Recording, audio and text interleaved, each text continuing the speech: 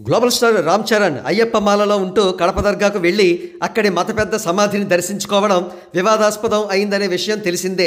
కాగా అయ్యప్ప దీక్షలో ఉంటూ రామ్ చరణ్ కడప దర్గాను ఎలా సందర్శిస్తారని కొంతమంది రామ్ చరణ్ గారిని విమర్శిస్తున్నారు. ఈ విమర్శకుల్లో కొంతమంది యాంటీ ఫ్యాన్స్ కూడా పనిగట్టుకుని రామ్ చరణ్ గారిని విమర్శిస్తుండడం గమనార్హం.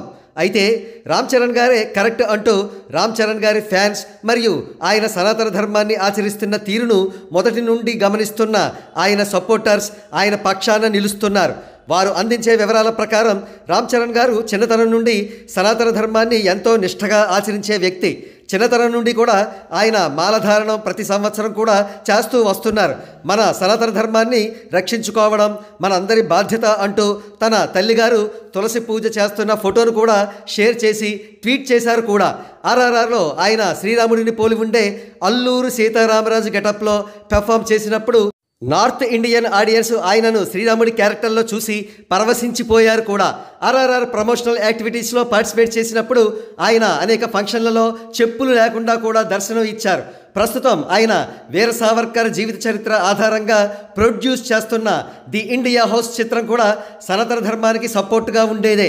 చిత్రం ఏమిటంటే రామ్ చరణ్ గారు సనాతన ధర్మాన్ని అంత చక్కగా ఆచరిస్తున్న పరిస్థితుల్లో కుహనా విమర్శకులు ఎవరు కూడా ఆయనను మెచ్చుకోలేదు. ప్రస్తుతం మాత్రం ఆయనను విమర్శించడానికి ఎగేసుకుంటూ మాత్రం వచ్చారు.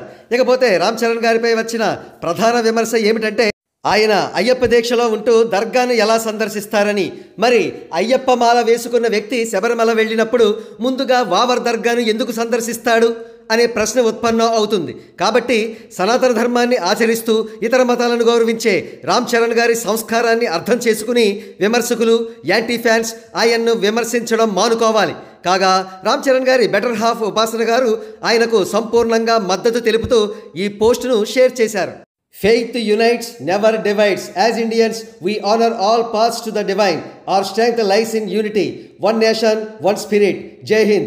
Always Ram Charan respecting other religions while following his own.